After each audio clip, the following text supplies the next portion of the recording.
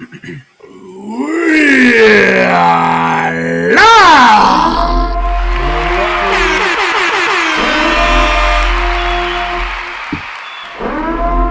We are live! Let's go! Let's go!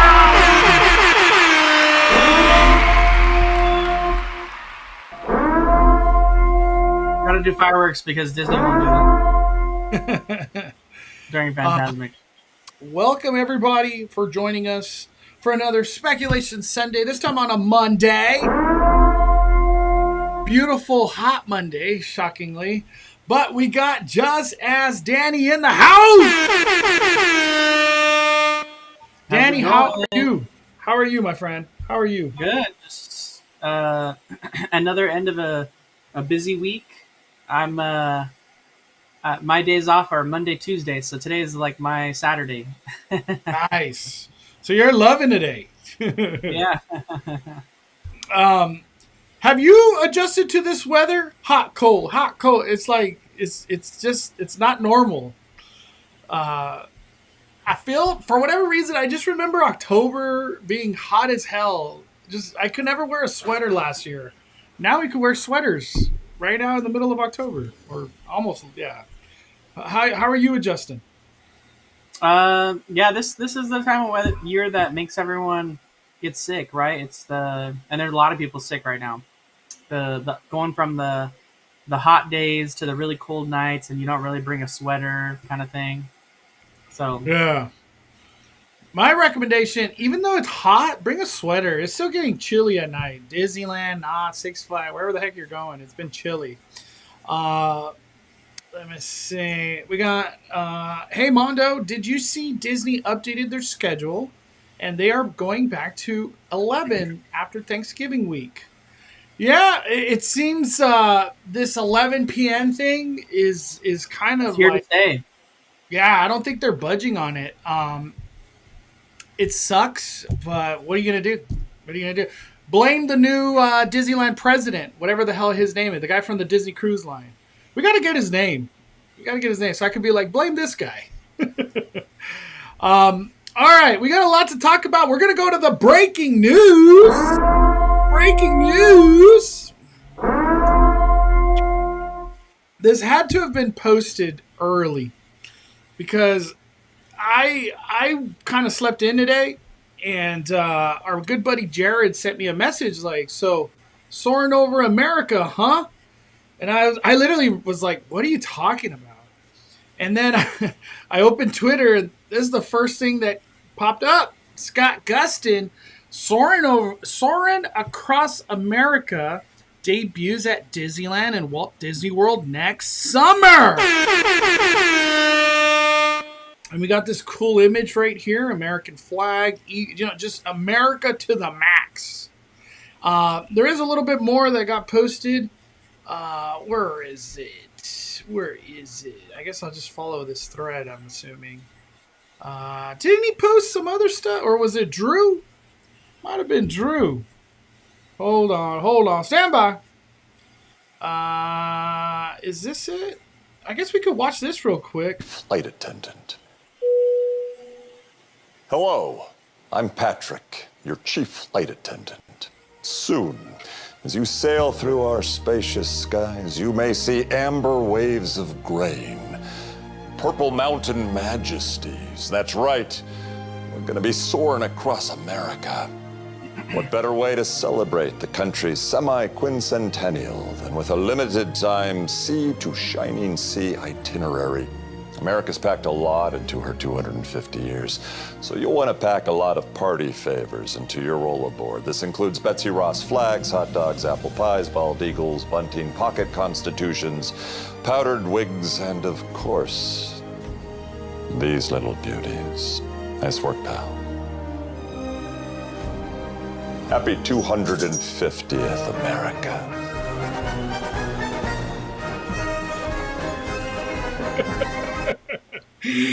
Just the fact that they keep bringing him back to do Soarin stuff, I have to applaud Disney, dude.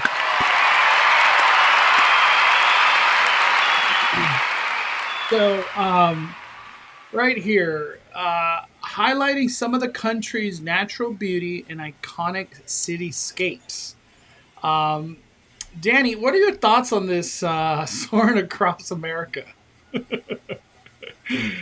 Oh man. Scott Gustin actually posted some screen grabs from, uh, I just love that this attraction can be updated so regularly. Technology, especially in filming these like 3D or not 3D, but 360 views um, from things like a helicopter or even a drone nowadays has changed so much from when they filmed Soarin' over California. Um, this one shot that they're showing when they're on the water, that's clearly in the either like the bayou or the Everglades. And how cool is that going to be to like get down low on the water's level and like in like the bayou? So that'll be really cool. Um, I'm excited for it. I mean, our country has many beautiful, in fact, probably some of the most beautiful, like national parks and just natural beauties that, a lot of them were showcased in like Soarin' over California, right? With like Yosemite and the Redwood Fast National Forest, all that kind of stuff. So hopefully they can highlight a lot of those. Some of the stuff up Pacific Northwest too. There's some beautiful stuff up in Washington and Oregon. So maybe we get a good mix of everything. We got Yellowstone, of course, in Montana. So there's a lot of really amazing places it can go. It did say Scott Gustin, I think, said that they're going to also highlight some iconic cityscapes too. So um, I just really hope they don't show LA again because we already had that. um, I love this idea. Um, my For me, I just kind of assumed Disney was just gonna ride this 70th celebration all the way through till the end, and they're not gonna budge on anything, and then just kind of go into Halloween essentially. But I'm getting a vibe, Danny. This is a bigger deal than just Soarin'. Disneyland, Walt Disney. There's a lot of love that goes into Americana, United States, and I think they're going to make this a big deal. And it all reverts back to Ken Potrock.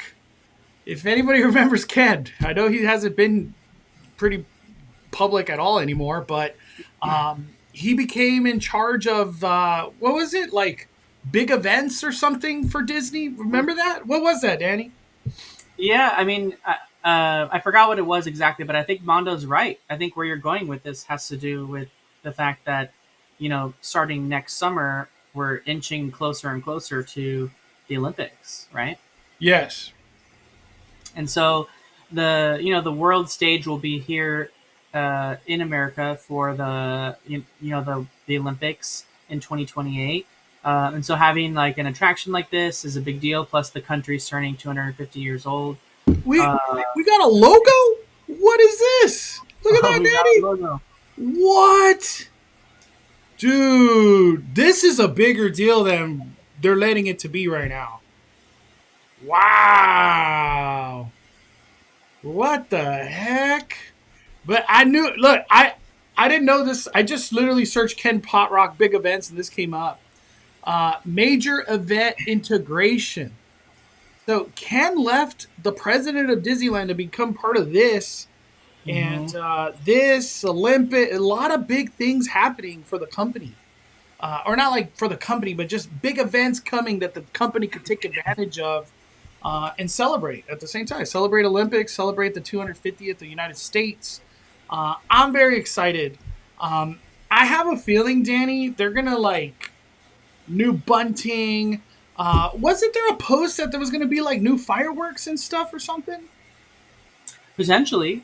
I mean, it's a big way for them to get involved in something like this, right? They've done it for other countries, that have big moments and big holidays and big, iconic celebrations too. So why not jump in on the 250th? I'm sure they'll jump in too on the Olympic stuff when that comes as Yeah. well. They'll probably have Olympic merch, especially since it's going to be in Anaheim. So. Yeah, dude, all over California. Um, I I don't like in my head have like certain locations that I'm like, oh, I hope Soarin goes here and here and here. But just overall, the United States is beautiful. There's so many beautiful things. And we had a ride that just focused on California. Now the fact that we're going to get 49 more states, or just the United States in general, I don't know where they're going to go. They're going to get all this like possible visuals that we could get. I think it's going to be one of the most beautiful Soarin, like just Soarins that we've ever had. I want to ask you a quick question. Do you think this Soarin is going to be like a new summer overlay that just kind of comes? So Soarin would be like over the world, over California, over America. Like, do you think it's, or is it going to just be a strict 250th thing? What do you think? Yeah, I don't think it's the last time we're ever going to see Soarin' around the world. But I think this lines up perfectly well with what Ken Pot Rock's involved with. It's the nation's birthday.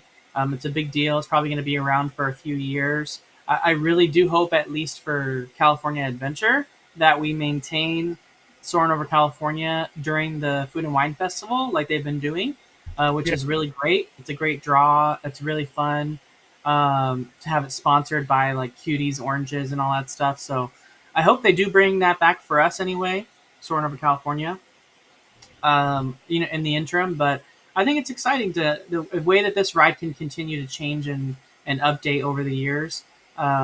Hopefully, I think someone saw it. I saw it on X. One thing that we did get a lot of with Soarin' around the world, which a lot of people didn't like, was CGI. There was a lot of filmed things, but then there was a lot of things that were CGI'd, and we didn't really get a lot of that in Soarin' over California, just a little bit. And it was really evident in Soarin' around the world that things were CGI and not real. Mhm. So if people are hoping this time around that there's less CGI, kind of a harken back to the old OG Soarin' over California with this new Soarin' across America. Yeah. Yeah, I'm excited. I get the vibe that this 250th is going to be big. They're going to, like, Disneyland will have all American bunting, and uh, maybe even like cavalcade dedicated to the 250th. I get a vibe. It's going to be a big deal. Um, I'm excited. I don't know what more to expect. But Uh, I do like that Soren is like all of a sudden fresh again, and it's going to be, dude, the demand's going to be nuts for that Soren. so if you go to, I sent you a link, Mondo. So during the last anniversary, um, Uh, they had on a a deck? parade. They had a parade called America on Parade during the 200th, I think. And this was at Disneyland. Oh, I see. And Ah, we had a whole America parade. It even had wow. it even had a Christopher Columbus float, which they probably would not have nowadays. But Wow. You know, I feel like we've seen this Goofy before. Or damn, what? I never seen this. I never seen this. What is it? 1975. Dang. I'm getting like some Small World vibe on this character right here. yeah, it kind of seems like the Small World vibes. Mm-hmm. They even got a turkey. What? This is crap, Daddy. I've never seen this. This is so like what? Like, dude, you think you've seen it all, but you haven't. What? Wow. They got they got. I forgot her name, but making the Betsy American Ross, flag. it's right there. Betsy Ross. Wow, dude, they went full America in 1975. My goodness, this is big. Like, they got cannons. What? Riverboat Captain? Wow. I don't know if the current Disney, is down with like going this all out. Um, Not because of America. It's just we're talking about the company closing at 11 p.m. now. You know what I mean? Budget Look at, cuts. look at how big that. Look at how big the next float is. America on the Move. Keep going. Whoa! Go to What? the next one. Go to the next one. What is this? They got a train? Look at the scale of these floats. Like, would we have that scale nowadays? Dude, this is incredible. Like the craftsmanship on this stuff. There was no 3D printing back then. Yep. It keeps going. What? I'm getting like Oregon Trail vibes now. Wow, Danny, this is crazy. Is this the last float? It keeps going. We got space stuff now. What? Wow, Danny, you blew my mind. Now they got football. They got ice cream. Whatever's American.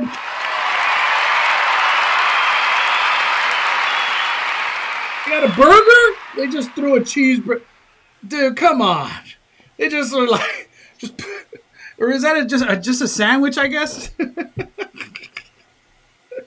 Who are these characters? The Scat Cats Jazz from Aristocrats. Never seen those characters in my life. Wow, I'm blown away, dude. Look at the poster. You just passed the poster. Disney Guide, America's Parade, a salute, a celebration, a salute, a celebration. Wow, dude, blown away. I've never seen that, dude. I feel like I've seen it all. I've never seen that. I don't think we do parades that big anymore. Not at all. Like this vision of whoever created this, we were like, we need an American sandwich float, and I'm not budging. I don't give a damn how much it costs. We will get a sandwich float. So, I have to ask the question, Daddy. Is Ken Potrock going to do this? Is he going to make this happen? I don't know. An American parade? I feel the current Disney, they're just going to cavalcade it. Just super simple. They're going to get the Super Bowl cavalcade and just reuse it, repurpose. What do you think?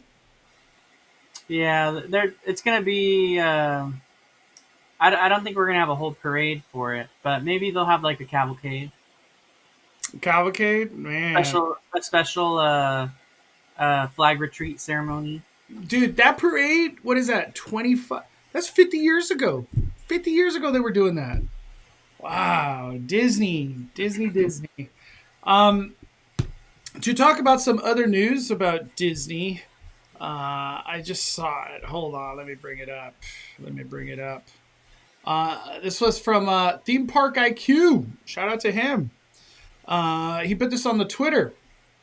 The enchant key is only renewal now. It's gone. The enchant key is gone. Any thoughts on that one? Enchant. If I wasn't someone that needed to go regularly to kind of cover things and showcase stuff, the enchant key is what I would have. Hands down is what I would have. The enchant key is the best value. You've got some weekend days thrown in there occasionally. You've got a good majority of the weekdays. It's only really blocked in the month of July. Yeah. Little bits of June.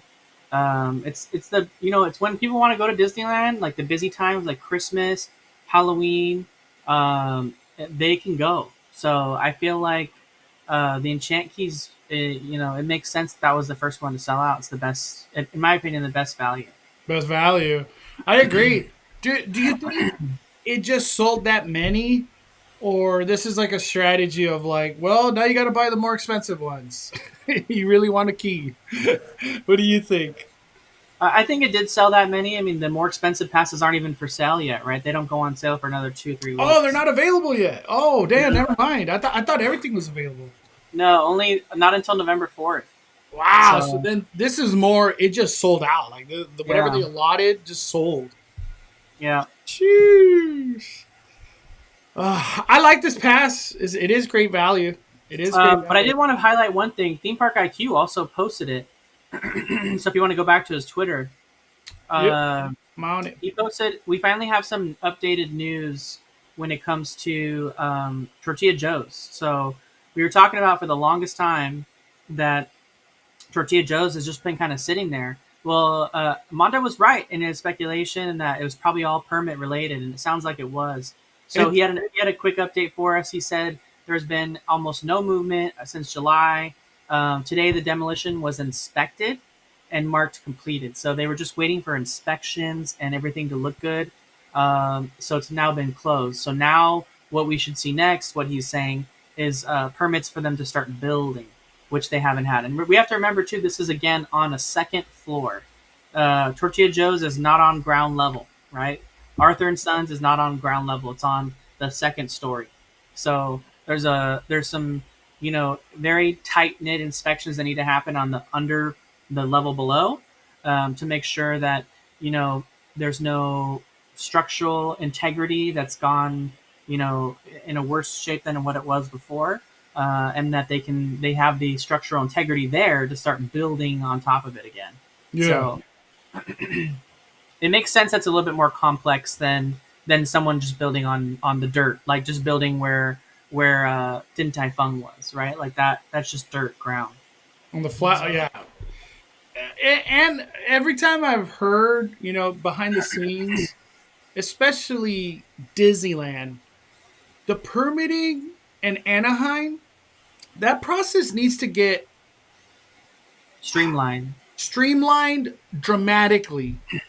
Just because Disneyland's trying to do Avenger Campus expansion, they're trying to do Avatar, Coco, a new Portos, the Arthur and Sons. There's like another thing, like new pathway, new parking structure, a bridge, the new entrance, security. Like there's so many damn projects. Like there needs to be a better relationship between permitting of Anaheim and Disneyland. And I don't get why that's not being addressed on in an internal, like, hey, we need like two individuals who strictly focus on Disneyland, because it seems like this process is just miserable for both sides. And it was the S show for Haunted Mansion, and why that took so long in that queue, which was ridiculous.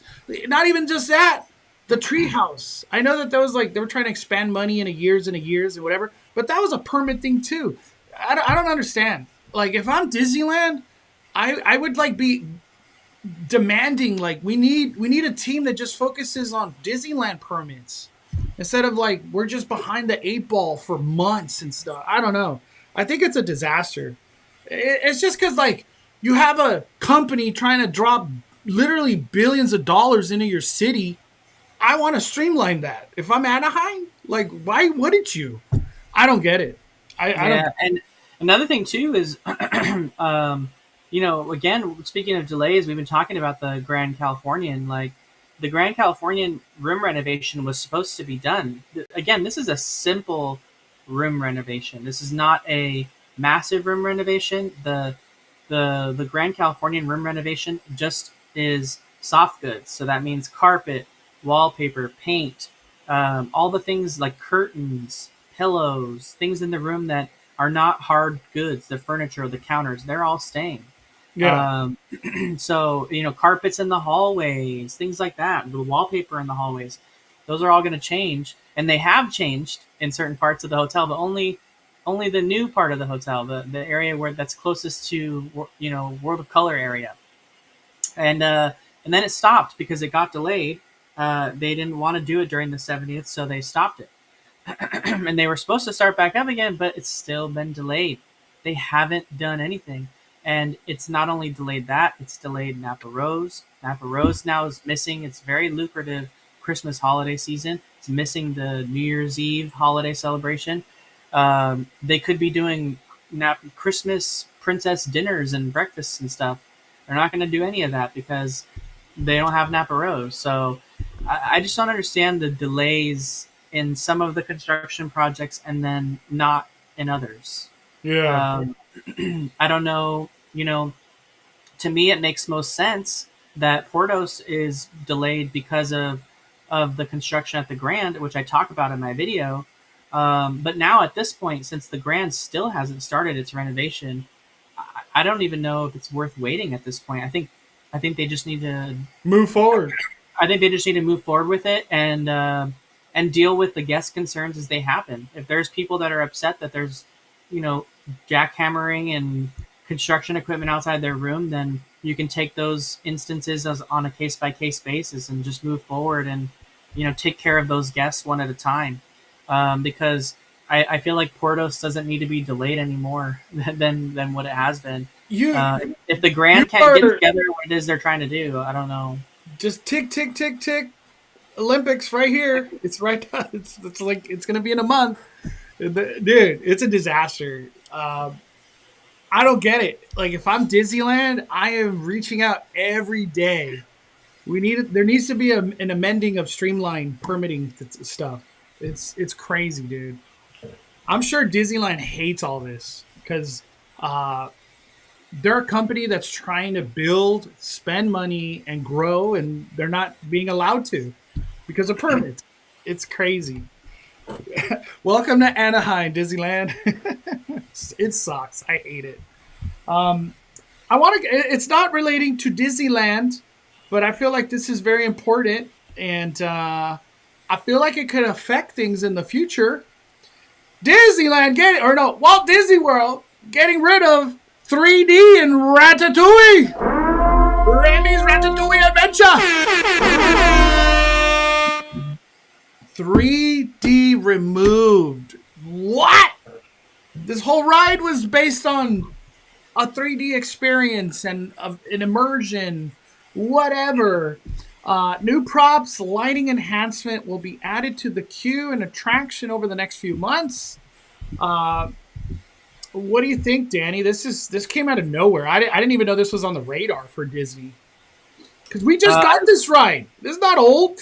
Yeah, it opened during the pandemic, which is why everyone has face masks on in that concept or that promo photo. I didn't even think of that. Yeah. Yeah. It opened. Yeah, it opened when the parks reopened over at Disney World. I love the idea. I hate 3D attractions, all of them. I can't think of a single good one that I like. So the only thing I've ever liked that's 3D is Mickey's Feel Our Magic. And not our Feel Our Magic, the Florida one specifically. That's the only attraction that I've loved in 3D and that truly, to me, feels immersive when you're wearing the 3D glasses. But honestly, 3D glasses aren't inclusive. They're, people that have glasses, other people that have vision problems, they can't wear them. I think it's a huge issue. And it also adds one more for Ratatouille Adventure. I don't know how it is with we're starting to see issues like like Mickey and Minnie's Runaway Railway, where now you can't bring loose items onto the ride. And the matter of the fact is that the floors in that attraction are pressure sensitive. So anything that touches the floor, the ride is broken right away. It shuts down, and when the ride shuts down, they have to evacuate everyone.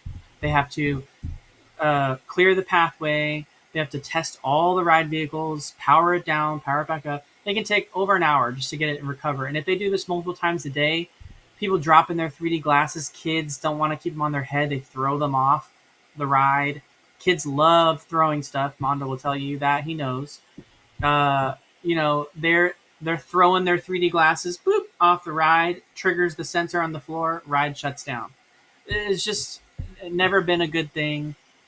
They got rid of it on Harry Potter and the Forbidden Journey. Best move they ever did. That ride. People barfing on that ride. Yeah. Now it's rideable. I can't do 3D, but I see Way of Water in 3D, and it was amazing. I think the movement with 3D is what makes me sick. Let me bring this up, Danny. I want to keep the conversation going. We got a couple rides at Disneyland Resort that have 3D. We just have Web Slingers debut with 3D. Star Tours, which I didn't realize it didn't have 3D. They added 3D to it. Yeah. That was a new thing. And we have Midway Mania, Toy Story's Midway Mania with 3D. Do you think they're eyeing the loss of 3D here on any of these attractions? Because that's kind of like a bold thing, Danny. A brand new attraction that was built for 3D taken away. The thing that people don't realize is that I want to bring everyone's attention to Jurassic World, the ride. the people don't realize just how incredibly technological forward thinking the Mosasaurus part is of that ride. That whole segment is in 3D. You just don't realize it. It's a special system that follows you in the ride vehicle and makes it appear that it has depth in 3D based on your movement. And you can tell if you ever watch the screens as you're leaving the Mosasaurus segment on Jurassic World the ride, and you look back at the screens while you've left the segment, they're all blurry and you can't see them because they're meant to be looked at while following your ride vehicle to match the 3D. They worked with actually Industrial Light and Magic, the people that do like the Lucasfilm, all that stuff, to make that portion of the ride. That was like a little Disney collaboration they did, right, for that. So I feel like that's the way we move forward with, if they really want to create depth and have 3D, we use the stuff that they use on Jurassic World, so that you don't need to have glasses. It's probably leaps and bounds more expensive, but it just gives it the appearance of depth when there's none there, right? So In reality, this is actually insane technology, dude. These are some massive screens they that are. we're looking at. These sets are huge, huge. But yeah, I'm kind of shocked that other attractions haven't gone this route. I don't really hear anybody else do this. But do you think Disneyland attractions, any of those on the chopping block, Danny? No, for Spider-Man and Toy Story, I can't see a world where they don't use 3D, at least right now anyway. It just wouldn't make sense on those rides, I feel. Star Tours, yes, I could see Just that becoming. get it off, right? We don't need it. Star Tours, we don't need it. I'd do that ride in a heartbeat if we didn't have 3D. What pushed it to 3D? Do you remember? Was it like some ride through where it's like The adventures continue, the current version. that was it? Damn. I wonder how it was perceived back then. Like, oh, this is so awesome! What an upgrade! Yeah, and one of the reasons why they got rid of 3D on Harry Potter wasn't because people were getting sick. That was certainly a factor, but it was because the ride has pretty violent movements, like the way that you move, and people would lose the glasses. And that ride has a pressure sensitive floor too. So if Yeah. you lose something, shuts down the ride. Man. Well, That's why they have lockers, because you're not supposed to be able to bring anything on the ride. Is this like a definitive Infinity Defense will not have 3D glasses? They're moving on from it. Because If- we've seen versions of that e-ticket attraction in Avenger Campus with glasses on, and it wasn't like prescription glasses in the concept art. These people had 3D glasses, and then we've seen stuff with no glasses. So it's like, what ride? We don't even know what ride we're getting in Infinity Defense. But what do you think? I hope it's not 3D. I mean, I would actually ride it if it wasn't 3D. I'll probably still ride it once if it's 3D, but it will not be something I'm doing regularly if it is. So it will that the problem with 3D is it doesn't stay maintained. It becomes blurry. The biggest offender of this is Flight of Passage Avatar over in Walt Disney World. It was only until recently that they repaired it, but it was very blurry. And when it's blurry, you can't focus. And if it's a motion ride and you can't focus, you're gonna get sick right away. It's like it's a recipe for disaster, real quick. So, John brings up in the chat Smuggler's Run, another attraction that doesn't use 3D glasses but uses technology to make you feel like there is depth, because they put you in like a Soarin screen, and then your pod doesn't have any real windows on it, so you feel like there's depth, right? That's like So- Jurassic World, yeah. Now that we think about it. One ride vehicle, or I'll take it back. Something similar to what's coming to Infinity Defense is this: the Transformers technology. And I don't like that ride. I hope this one's Jurassic World Dark Ride, Danny. This is from Attractions 360. I hope it's like this. Where is it? Let me click this.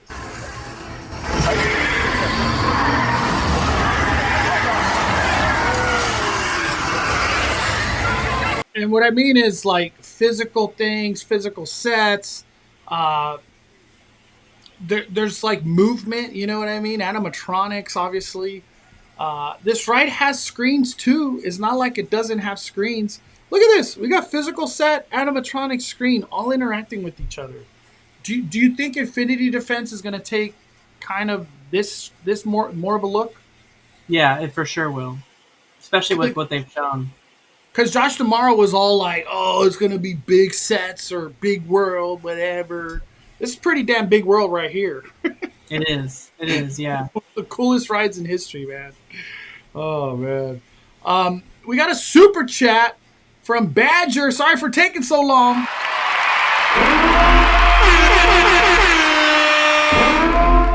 Fire, Badger. Mondo, HHN was so awesome. I'm so glad I took my daughter. Thanks so much for the tips. Is there a day when Universal puts out HHN merch for sale? Nobody knows the date. They currently have like 4 or 5 things that are 50%, but the Terrifier popcorn head bucket, that Christmas head of Art the Clown, it has got sent over to Take Two, which is where the Raider store used to be, and it's 70% off right now. So if anybody wants a Terrifier popcorn bucket, I think if you have a Platinum Pass, it's literally like $8, like less than $9. So go to Take Two if that's what you want. But when all the merch goes on sale, nobody knows. If I had to take a guess, I think it'll be like Thursday. I don't think they're gonna wait much longer because they got to sell this stuff. There's not much Horror Nights left. If it doesn't go on sale by Thursday, I would put all my money that it'll be Sunday. They're just gonna because they want to put the merch discounted on a day there's HHN. These are the people you're selling this for. So you want to get rid of it. That's the whole point. They want to make the money.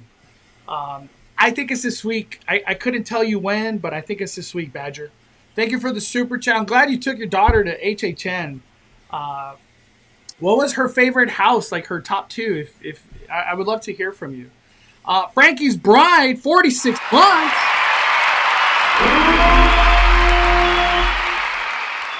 Thank you. 46. Oh, my Lanta. By far. Mondo Danny, happy 11 days till Halloween. Speculation Monday. Smash that like button. Please subscribe. Become a 5 Fire member, everybody. Thank you. Woo! 11 days. I am sad. I'm happy and sad. You know, like leading up to Halloween is very like, gosh, we got to wait a whole freaking year again. But I've taken advantage of this Halloween season. I really have. Really have.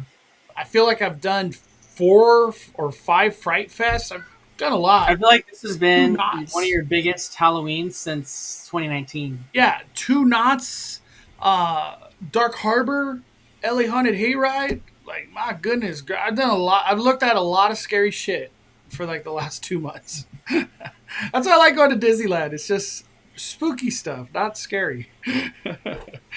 Oh man.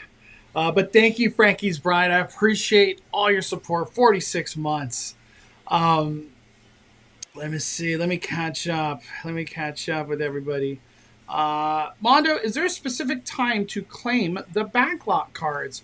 If I'm not mistaken, you got to claim that before 12 o'clock. I don't think they give them to you like midnight. You cannot get it. It's before 12. Yeah, no, it's 12 o'clock. I didn't read that full comment till right now, but yeah, it's 12 o'clock. It's 12 o'clock. But thank you to all the members here on Five Fire's YouTube. All right, let's move on. I gotta bring up. Let me see if it's. I think it was Obsession, if I'm not mistaken. Hold on. Was it High? I gotta see. I have an update video as well, just to let everybody know. I'm going to be posting an update video from Universal after this live. Where is it? Where is it? Who posted it? I found it. I think. So we got testing finally happening at Fast and Furious Hollywood Drift. This is a video from Instant Land. So shout out to Instant Land. This is the first time the public has got to see testing and the actual ride vehicles moving through the track. They've been doing testing, probably early hours of the morning. But what has happened is this right here. This ride vehicle got stuck at the top and it ain't moving. I heard that, they got a lot of very important people and they have taken it off now. It's no longer here as of like maybe the last hour. It got moved down or up. I don't know if it went forward or back, but it's no longer here. But it did stay like that for pretty much a full day. Danny, what are your thoughts? This is obviously nightmare fuel for people. I'm seeing a lot of people like, hell no, I'm not riding this ride no more. This is nuts. I would never do, it's scary. Nobody wants to stay hanging at the top like that. But any thoughts on this? Yeah, I mean, I think it was a slow test, right? You could see like there was a couple times it valleyed. So I don't know what kind of test they were doing. They were just kind of trying to do like, what do you call it? Like tests of, maybe it doesn't get enough speed. Like what would happen in these scenarios? Yeah. I know it wasn't supposed to get stuck like that. And that's not only dangerous for the track, but dangerous for the ride vehicles because they're not meant to stay like that with all the weight being on, the wheel assembly and all that stuff. So they probably have to assess if there's been damage to anything as well, too, before they continue testing again. So yeah, my original thought was like, was this planned? Because that is the whole point. They're testing. They're just doing all these bad scenarios to learn, get feedback. How does the ride deal with it? The ride vehicles, is there structure and the tires and the brakes? There's a lot of stuff going into this. And everybody's like, no, that was not planned. That was not the scenario they were going for it to like perfectly balance itself at the top like that. Everybody I've talked to, they're like, you will probably never see the ride vehicle get stuck like that ever again. Like that was like a one-time scenario. So like any photos and the people that got video or whatever, this is like the one time we're going to see it.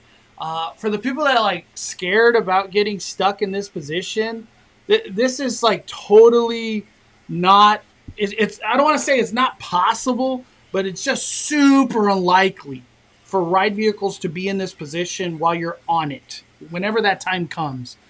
Because you got to remember, there's going to be like 1,000 trips of this ride testing, maybe even more for all we know. So yeah, like Ocean's Music put in the chat, just like when they had to dig more out of the ground when it didn't make the clearance it was supposed to. Yeah. And I was talking to Dylan, Theme Park Obsession. He was just saying that like these ride vehicles are all straight. When the time comes and these ride vehicles operate how they're supposed to, they're all going to be turning in whatever direction. So like this perfect balance of weight that happened here, it's just like a 1 in a million kind of thing. And it was just cool. It was so cool to see this. All this testing is going to be so cool. And we're going to see a lot of weird scenarios. So don't get scared. All the people that are like getting scared out of all this, don't be. It's testing. That's the whole point. But it's crazy to see in and also too, we have to keep in mind, Mondo, this I don't know how it affects the weight at all, but this is also a weird ride train that has all the Dom Toretto vehicles on it, and we know that that's not going to be the case for the regular trains. So yeah. I wonder why they're choosing to test it like that. That's what I said. I was so confused about that too. All these Dom Torettos. I don't get it. I have to say I don't know, dude. I really don't know. Oh, it's crazy. Very, very crazy. I'm excited. I'm gonna like what I feel like what everybody wants is a full ride through of this, like a full launch of the whole track. And I hope somebody, or if I could get it, I want some. I just want to see it. I don't know when it'll happen, but all the coaster enthusiasts, everybody's on watch right now. Like I might go tomorrow. You know what I mean? Like everybody's excited. I like the excitement that Fast and Furious is bringing to all sorts of communities and fans and just fans of the franchise in general. Victor Andrews in the chat brings back a really good point. They said, "I hope they put the Universal City sign back on the huge sound wall that faces the valley." That could be cool if they did it. If they did another version of the sign there, in addition to where they have it now, over by the other part of the studio tour. You know, I could ask some people. Every time I've ever heard, that sign is just not coming back. That's all I've ever heard. But you're right, man. I would have thought that was like a priority. That sign it's like a historic landmark at Universal. Why wouldn't it come back? You know what I mean? But I don't know, dude. I would say it's not looking good. It's not looking good. 710 Oil puts in the chat, will this ride be open before HHN 2026? Yes. Yep. As far as I've heard, they're aiming for like April-ish. Somewhere in there. It could be before, it could be after, but April-ish. Mondo and I were just talking about how crazy the line for this attraction will be if it's open during HHN, right? We don't know what the city's limits are as far as how late this ride can be open. Mm-hmm. It may be where like you can only ride this until like it might have the same limits as like the studio tour, where it has to be done by like 10:15 or something like that, due to noise. So they might this ride might have those limitations on it. So that could be a thing too. I've asked around. Some people say it is going to go at night, but who knows? Who knows? You know, who knows? People are saying Fast and Furious is super quiet. Have you heard it? I haven't seen it move in real life. I couldn't tell you. I honestly couldn't tell you. I saw it stuck. That's what I saw. I saw it stuck. So it was real quiet when he saw it. It's as quiet as it gets. As quiet as it gets. For Universal, that is it. I don't want to get into any more, but I do want to go to a different topic, and I feel it's kind of touchy. You know, a lot of people are upset. Some people are happy, but I want to talk about it. Knott's Berry Farm, no filming. You can't film in this house. Maze, I think they call it mazes at Scary Farm. You can't film in this Knott's Scary Farm maze.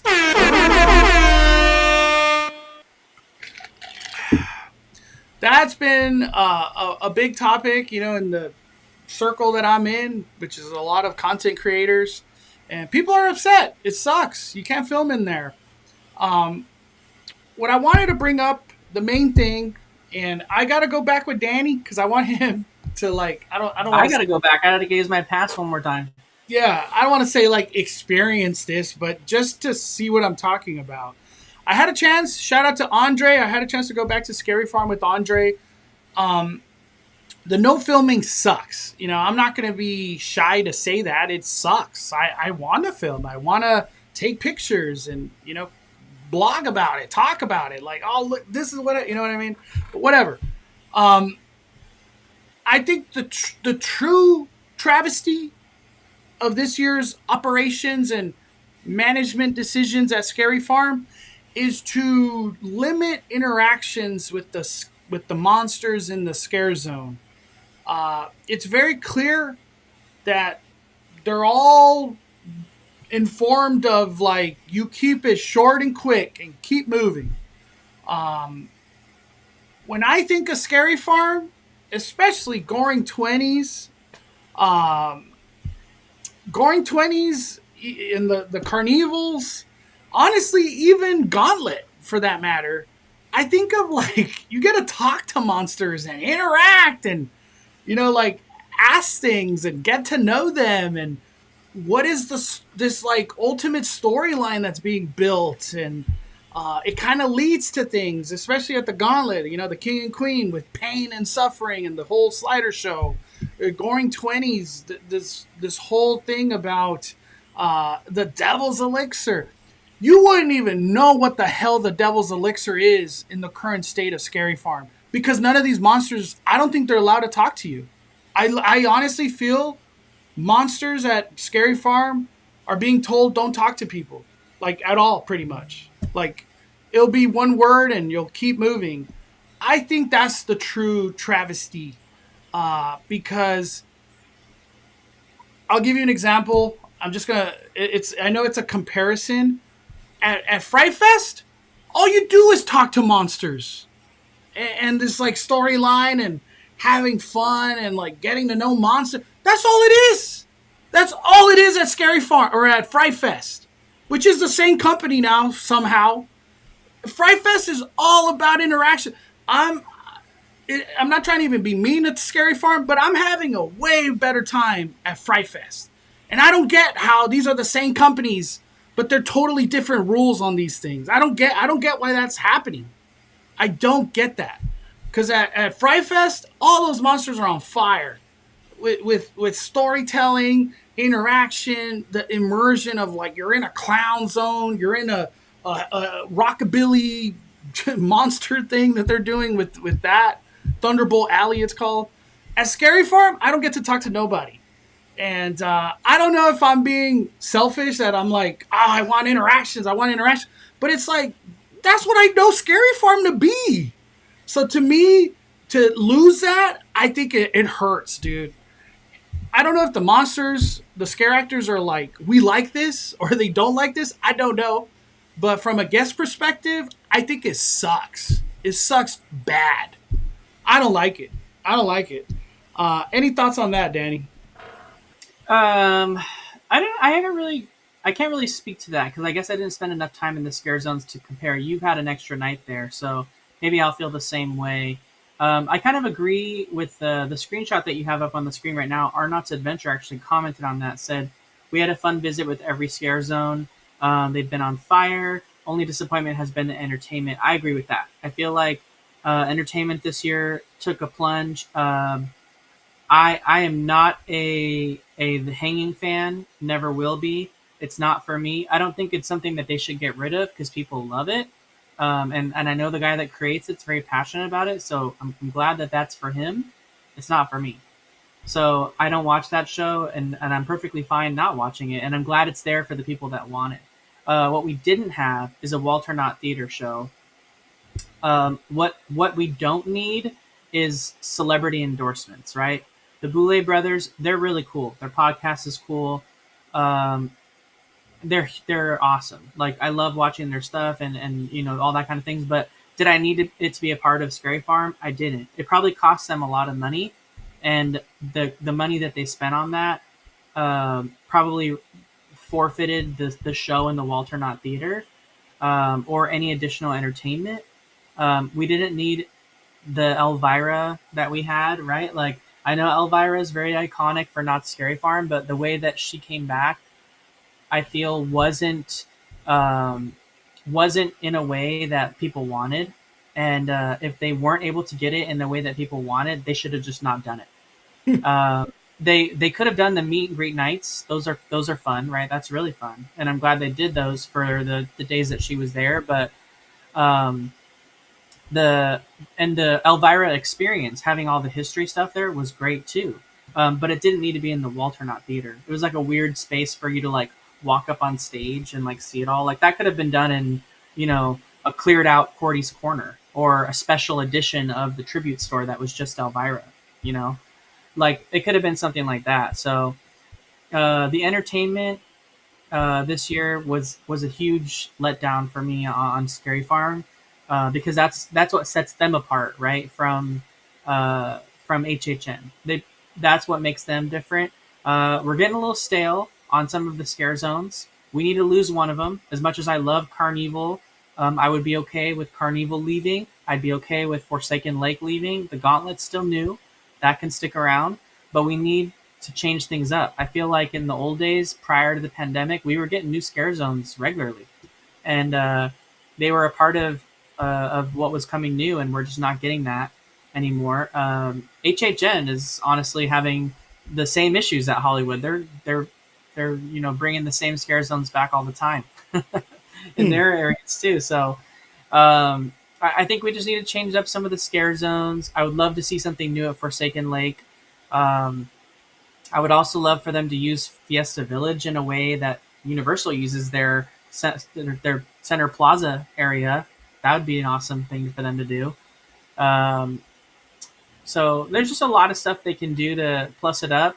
Um, I don't really want to hear the excuse from Universal or from Knott's that the budget's not there, right? Like Knott's Berry Farm is their most profitable park besides probably Cedar Point and Six Flags Magic Mountain. Scary Farm makes the majority of their budget, if not more than half of their annual budget, for the amount of money they make. Invest in that. If it's making you the most money, invest in it. Don't cut back. Don't do cutbacks. Don't cheap out on your mazes. This you have to make yourself special because when you have a year like HHN had this year, Scary Farm does not compare to this year's HHN. Okay, not even close. But Mm-mm. in years past, there's been way better Scary Farms than there has been HHN.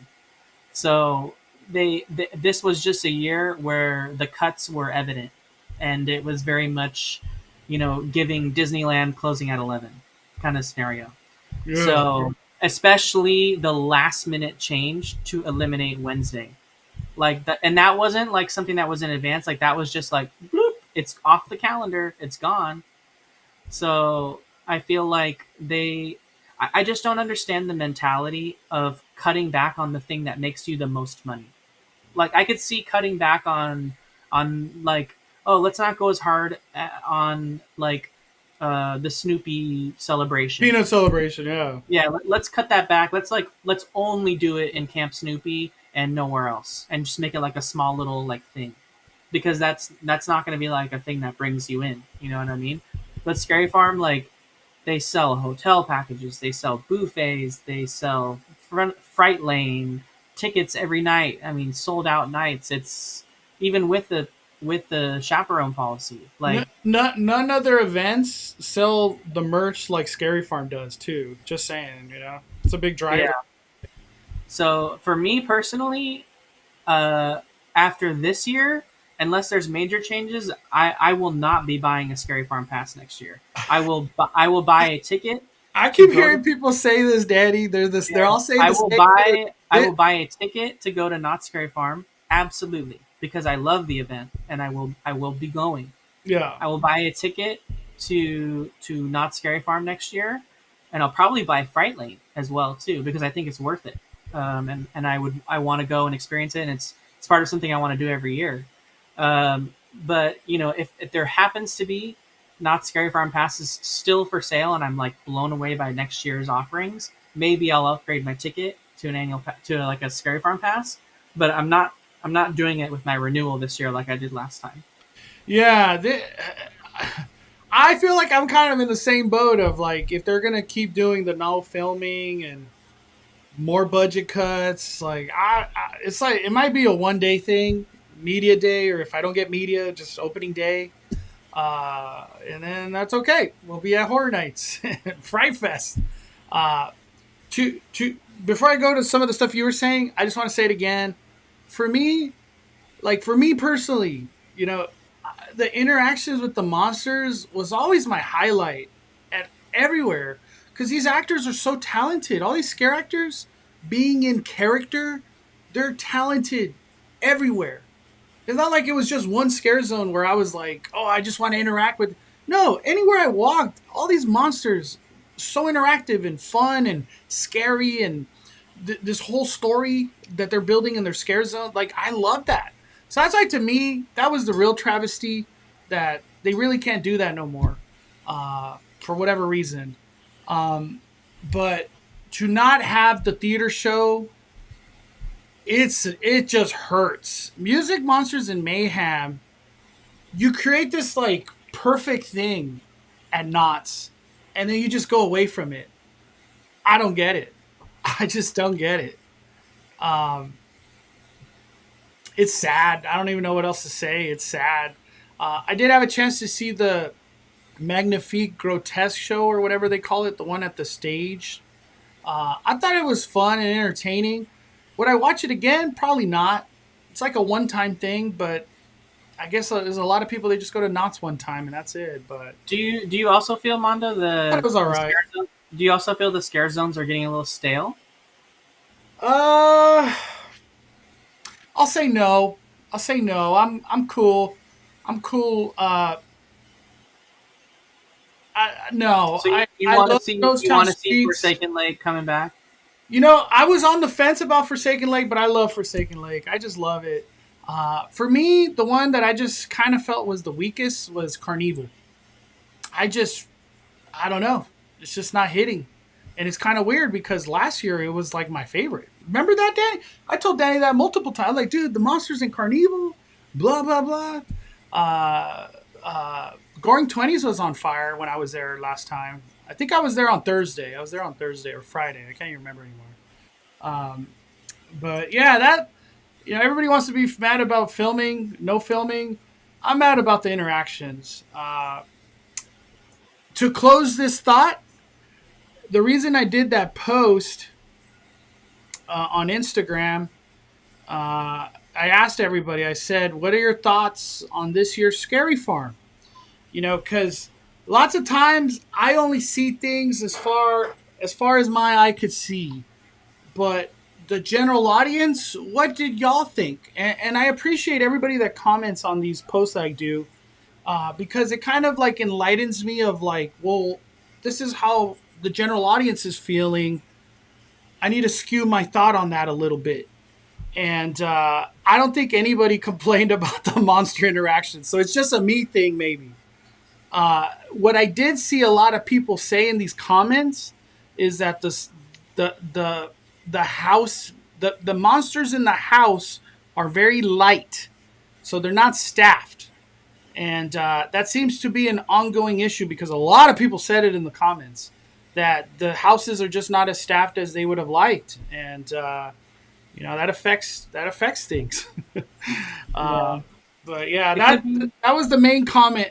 But to say, it seemed like the bigger picture, everybody's having fun at Scary Farm. So as much as I want to gripe on interactions, people are having fun. They're having a great time at Scary Farm. So and the 2 visits I've done, I've had a blast. I keep it 100 always. Even though I'm against this whole interaction and filming thing, I'm still having a blast. It's a different kind of fun, I guess. CCC in the chat, Mondo says it's not the merger, it's leadership. Do you think it is? Leadership, 100%. 100%. I'm not mad at the scare actors. I'm mad at the leadership. And as far as I heard, yes, there's managers and whatever, these visions that these people have that they want to implement at Scary Farm. There's people, I think it's like North Carolina, wherever the hell corporate office of Cedar Fair is, they're the ones that are trying to like push their way over here at California. And it's stupid. It's stupid. We just lost the president too at Knott's. So who's truly the leader?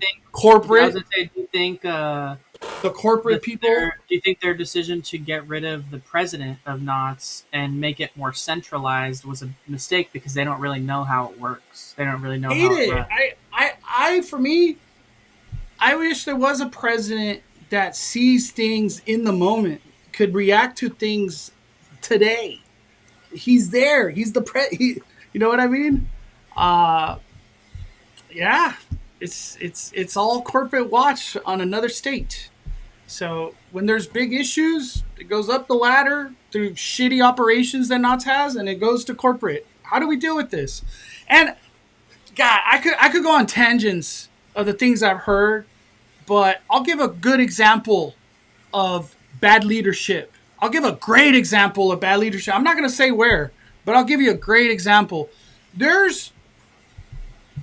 Knott's is cooking food a lot. They have a lot of restaurants. Guess what you got to do when you're cooking a lot of food? Dishes.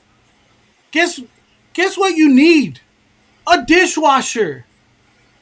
That shit breaks down. we need to fix it.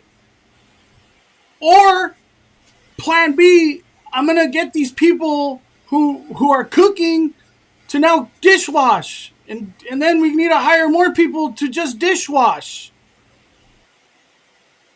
Hey, management, leadership, are you guys going to get these dishwashers fixed? Oh, we're working on it. Months go by. These people are tired. They're tired. To wash that many dishes every day when you're also cooking and doing whatever, it's a lot. And they don't want to fix dishwashers. To me, I'm management. We're fixing this right away. This company has money. They're making money. Cedar Fair makes money. How do you not fix a dishwasher right away? I don't get it. I just don't get that. To then like burning your worker, like the morale, dude, it's just bad. I feel like that situation, that's bad. That's my opinion. I always have a mindset of like, if I'm a manager, I am trying to create the best conditions for you, the people that are under my management. I want you guys to all succeed. Everybody to be on good morale. I'm not here to make your life harder. We need to get this dishwasher. How do we get this budget? We need to get this fixed. Do we need a replacement? Well, then we got to budget. We got to get that done. It needs to get done.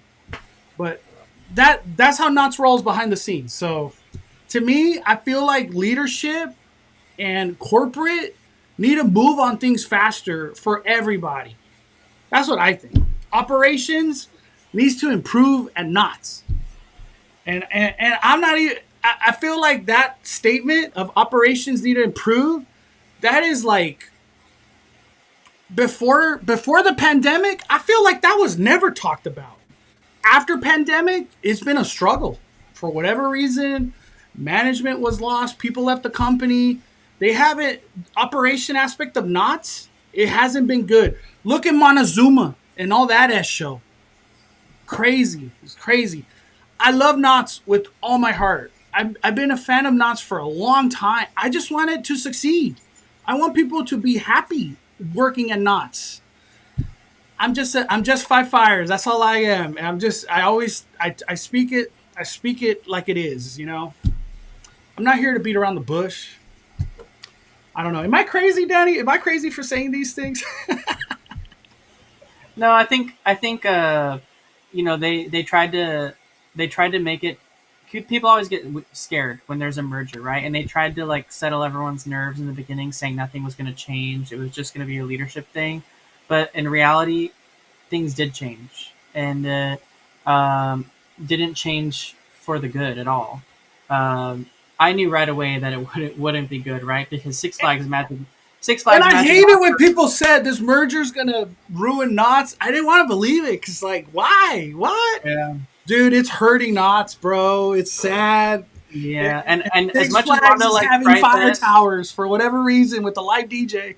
as much as Mondo says he likes Fright Fest, to me, Six Flags is not a place I want to be at, and I don't like that Knott's is becoming more like Six Flags. That's the part I don't like.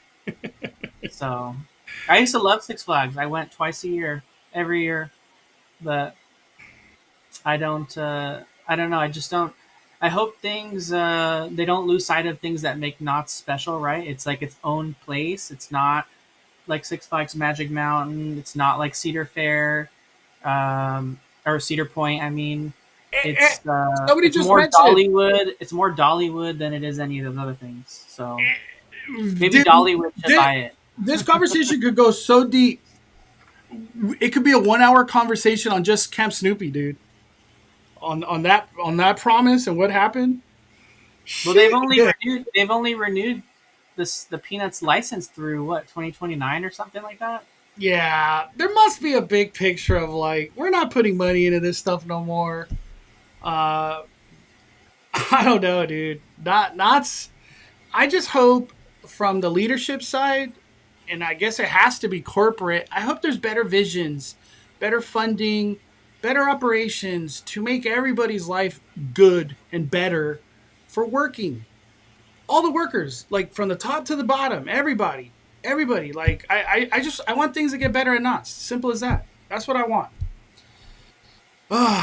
Yeah, I don't know. I'm just passionate. I love the people at Knott's. I talk to so many people at Knott's. And I'm talking about worker wise. I've known so many people for so long. I just want the best for everybody, man. That's it. Uh, like let me throw this out there, Danny. I know we never worked at the Disneyland side. We never worked in the food aspect of it. Do you think if like a dishwasher broke at Disneyland, they would just lag on it for months and make the cast members wash dishes that were never supposed to? Do you think they would lag on it, Daddy, or they'd be like, "Nope, we got to get that fixed. Like we can't do that." Well, that I don't think. I mean, there'd probably be an aspect of Disney that would want to do that, but the difference. I know because we're talking about the budget cutting Disney right now, but Yeah, the difference between Disney and Knott's is that Disney is uh, slave to unions, where Knott's is not, and mm, so the dishwashers in a food and beverage location are under a union contract, right? And so if something like their dishwasher went out, unions would not allow that to be the case. It would have to be repaired, you got to figure or out a way. yeah, or they would have to change their accommodations. It would be this big old deal. If Disney wasn't going to fix a dishwasher, then the unions would get involved, for the protection of the worker. So Yeah. in those instances, there are definitely net needs for unions at some of the Disney positions. Not all. I don't think all of them, especially some of the ones that have them. But places like food and beverage, for sure, 100%, absolutely. But we're talking about Six Flags now. They ain't gonna do that. Yeah. I don't know if there's union in general Six Flags related. I don't know. I don't know Six Flags like that. It's a different beast now because it's Six Flags. But yeah, like in a union role, Mondo, like your whole concept where you're telling the cooks to start washing dishes. No. No.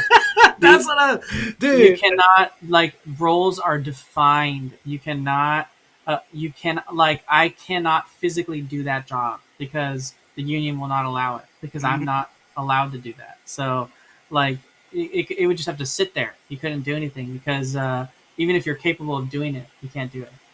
So, I feel like that happened. I think when I was working at Disney, something like that happened where it was like that's not part of your role as a cast member, so you can't go to work. You can't do that. And I forgot what it was. It happened when I worked there at Disneyland. I can't remember. Gosh, it might have been during the opening of like Nemo or something. But I remember something like that happened where it's like you can't work that, so you have to go do fireworks and crowd control. You're not doing that. I forgot what it was, but in closing, I just want the best for everybody at Knott's, and I want Knott's to succeed to the fullest. I want them to shine, grow, keep improving everything. That's what I want. I might have to watch this live stream again if I sound like a crazy person, but that was just me talking from the heart, and I care. I care about. I care about the team members. I think that's what they're called at Knott's, team members. So I truly do. Associates, they call them associates. I care about the associates. I really do. I always say I'm a man of the people, man, and I care. I care. All right, Danny. Closing thoughts on everything, my friend. Well, it's we're at that time of year at Disney again where Christmas starts to creep in on Halloween. I talked a little bit about that in my video, and Mondo showcased that too. But we're already seeing the merch. We're already seeing snow on the castle. So I think as we start to get closer to the Christmas season, I know some people are like, we're still at Halloween, but I'm already ready. I'm already ready for Christmas because I've had 2 months of Halloween already. I've done all the scary stuff and everything. So I'm ready for Merry Farm, 100%. Ready You're for ready Merry for the Farm. snow. The snow. You're ready for Mariah Carey. Yeah, and also the most important thing I'm not a huge Starbucks person, like at all. Like I like Starbucks breakfast sandwiches a lot. But I don't really get coffee at Starbucks. But one coffee I do get is the sugar cookie latte or whatever the heck it is. The sugar cookie drink.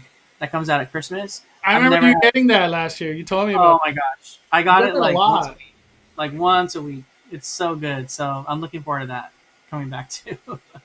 Do you feel like the pumpkin spice lattes didn't hit at all this year? Like period. Like I I feel like last year and the years before, like the last 2-3 years, pumpkin spice merch, pumpkin spice latte this, latte. I got my latte fix. I feel like nobody talked about that stuff this year at all. Pumpkin spice, nothing. I can't speak on that because I don't like pumpkin anything. So, I feel like the but only thing I heard pumpkin spice or pumpkin was those cookies from Disneyland, and I mhm. saw I forgot. I think it was the Scoop dude. He said that they like sold out completely for the year of the pumpkin cookies. That's crazy. I've never heard of that. I think they just don't want to place another order for them, and they're just like, just keep doing the regular cookies. Yeah, well, they're placing an order for the gingerbread ones already. Yeah. Before we get out of here, real quick, Disney is filming their Christmas celebration for ABC on Friday after park hours. Yeah, you have to have a ticket to go to it. What Friday? Friday when? I don't know. I missed a super It's a chat. Oh my. D23. It's a D23 event. I'll look it up right now while you're looking for that super chat. Brian Sabia! Super chat! Mondo, what do you think about Scary Farm having a second Lights Out maze next year? Seems like it's a hit this year. Fire it up. Thank you, Brian. That's true. I don't know why we didn't talk about that. When I went to Scary Farm, the zoo, they didn't even do lights on, I guess it would be called. They just went straight into lights out. So from the beginning at 7 or 6, whenever, you had to have the flashlight to do the maze. That's just the only way you could do it. I don't know if that's a good thing or bad thing. I would feel like it's a good thing because a lot of people, they're staying late to do that. So I guess they're kind of just appeasing like, hey, we're not going to make you wait. Just, you get lights out.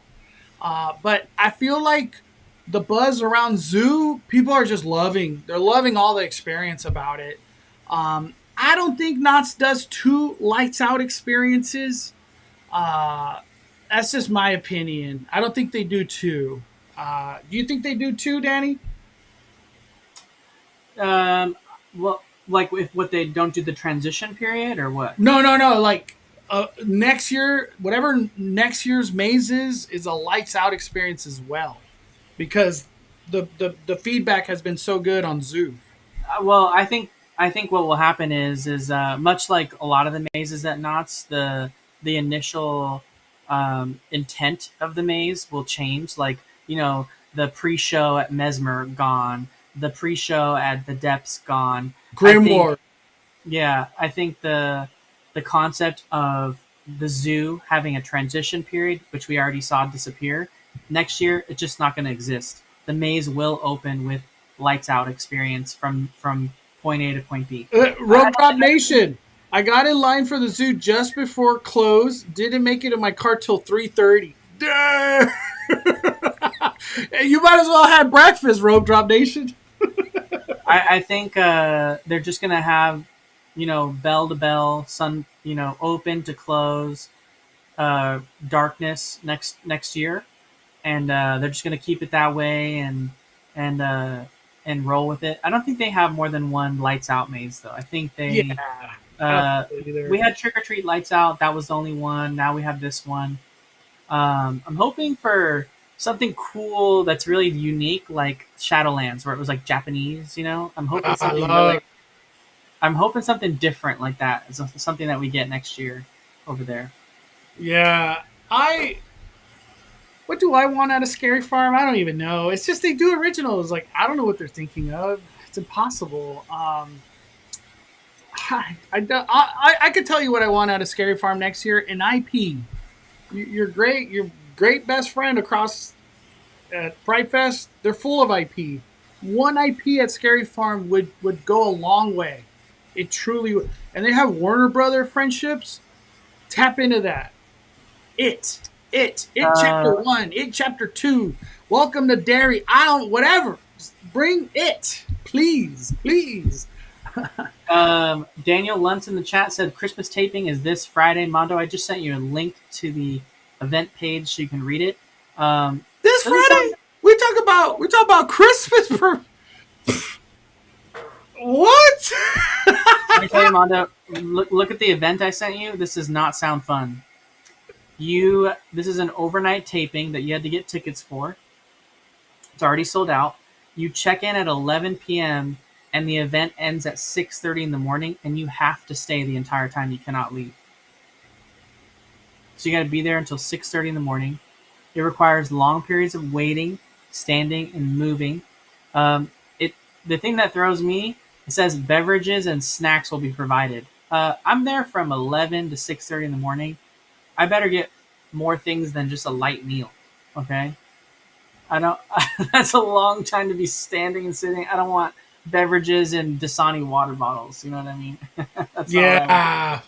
Watch it. It is like Rice Krispie treats and Dasani waters. Yeah. So let's just get this clear. You are a paid actor, or you're a willing actor to be shown on TV. That's the whole purpose of what this is. Obviously, uh, that's wild that they took it away from regular park hours to be thrown into Halloween time, and then it's like, is this like you had to buy a ticket, or just because you're D23 you had a chance to get a ticket? How did that work? I don't know. It was for D23 members only. Okay, so you have to buy D23 to then do okay. Well, Because I it's think like a free version of D23. You know what I mean? I think it's open to all. It was open to all members. Okay. My first reaction, I think this is very cool because I've done the recordings of Christmas at Disneyland. I usually try to go every year, and it's cool because you get the parade goes so slow compared to a regular parade. And there's like celebrities, all doing their broadcasting and whatever. It's a really cool event. 12 to 6? What? That's crazy. I would have thought 12 to 3 or something. Right, Danny? 12 to 6? That's crazy. 6 in the morning. That to me tells me they're going to do the parade twice.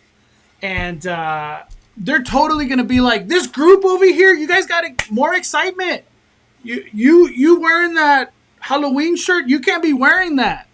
Well, you know what that also tells me too, Mondo. They were like, a great you got idea a Dodger hat? Here's a Santa hat. You can't be wearing Dodger. Like, they do all that kind of stuff with these things. I was going to say, for you, Mondo, it's probably a good idea for you to go to the parks this week, because if they're doing filming on Friday, that means that a lot of the Halloween decorations are coming down because they can't have that in the background for a Christmas taping. Does the pumpkin get taken out right now? How is that going to work? I don't know. Or I guess all the cameras are on the pumpkin, so I guess it won't be in frame. Damn, that's kind of crazy. I didn't know that was like a this week thing. I thought it was like a first week, I don't know, of Christmas. But do you think like all the bunting, the light posts, like those are probably all going to be taken down? Yeah, because like why would you have the orange everywhere when it's I don't know. That's crazy. I didn't know it was this Friday. I can't wait to see people's videos, and I hope it's fun for everybody. 12 to 6. That's crazy. One thing that's going to be you won't cool be seeing anyone's videos, Mondo, because it says on the thing, no filming allowed. Are you for real? Yeah. Where does it say? Important event information at the top. Unauthorized video and recording of any kind during this presentation. But go back up. Go back up to important at the top. Right there. Important. Right. Keep going down. Oh, right here. Important event information. The second, the third. What is it? The second to the last bullet point.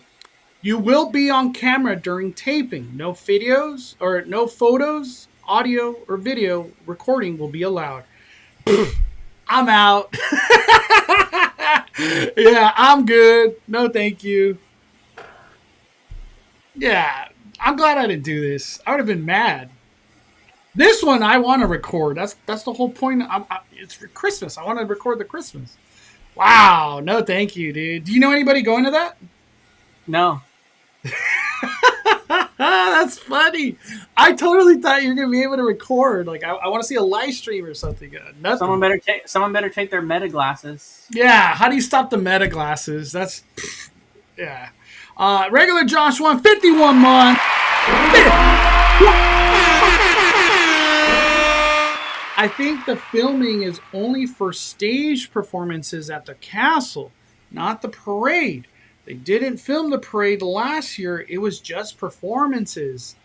Dude, 12 to 6? What? How many performances are there? I don't know. You gotta inform me, Josh. This is all news to me. If I'm there 12 to 6, I hope the parade comes, because damn, dude. They probably legitimately want you standing 4 hours at least. I don't know, straight 4 hours or however that'll be. That's crazy. Damn, Disneyland's real curveball there. All right. Thank you, everybody, for hanging out with us on this beautiful Monday. I feel like I could just keep talking and talking, but we're going to fire it down. Shout out to Danny. Thank you so much. We'll see you guys real soon. We are firing it down. The Cali Bay, just as Danny, are calling it a day. I'm the main host, Mondo.